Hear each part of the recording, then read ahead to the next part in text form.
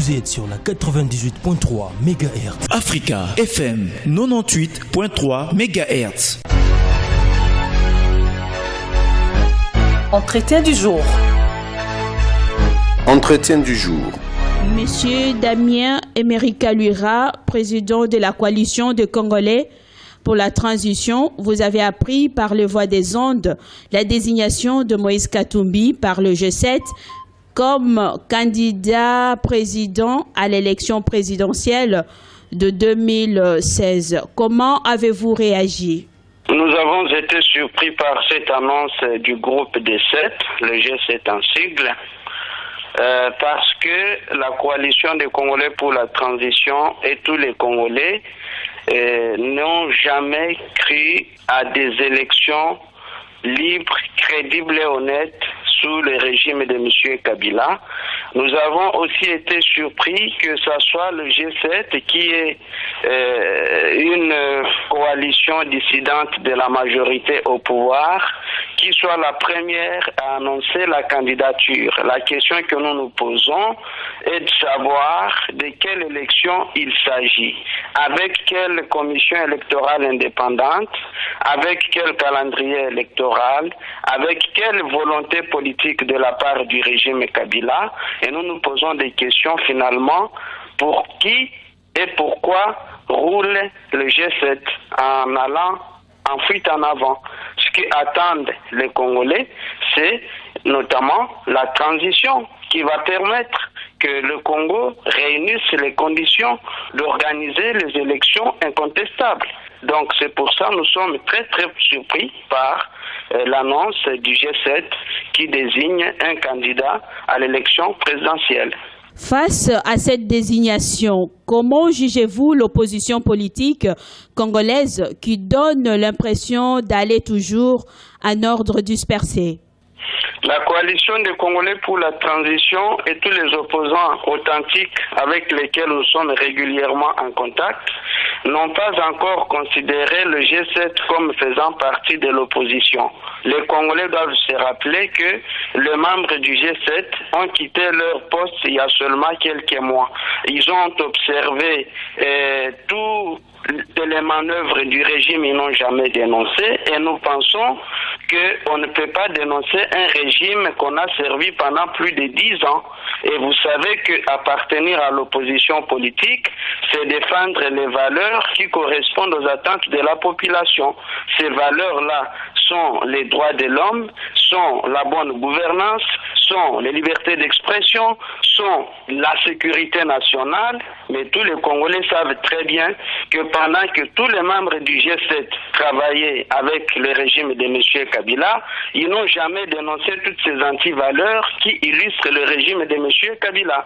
Donc, je pense que ça serait de l'amalgame de tout journaliste de penser que le G7 fait automatiquement partie de l'opposition. Nous considérons le G7 justement comme étant une aile, un courant qui est contre la modification constitutionnelle, mais un courant de la majorité présidentielle. Autre actualité, c'est la CENI qui vient d'organiser l'élection de gouverneurs et vice-gouverneurs de province nouvellement démembrés, où la majorité présidentielle a raflé presque toutes les provinces. Quelle lecture faites-vous? D'abord, nous n'avons jamais reconnu le découpage précipité de territoire. Cette territoriale qui a été montée de toutes pièces par le régime de M. Kabila, ça a été mis pour juste permettre à Kabila de rester au pouvoir. Par conséquent, la coalition des Congolais pour la transition et tous les Congolais ne se reconnaissent pas dans ce banditisme électoral. Même s'il fallait parler d'élection des gouverneurs, vous savez, madame, qu'il y a des institutions périmées qui continuent de siéger au nom du peuple congolais et au nom de l'État congolais en violation flagrante de la Constitution. Que ce soit les gouverneurs des provinces, que ce soit les sénateurs, que ce soit les députés provinciaux, toutes ces institutions ou tous ces représentants fonctionnent illégalement. Donc, si même on était dans un cycle régulier des élections, eh bien, cette élection élection des gouverneurs n'aurait aucune valeur parce que les députés qui élisent ces gouverneurs n'ont pas qualité. Ils ont été élus en 2006 et leur mandat a pris fin en 2011. Au nom de quelle république, au nom de quelle constitution continue-t-il de siéger? Donc la coalition des Congolais pour la transition dénonce ce banditisme politique.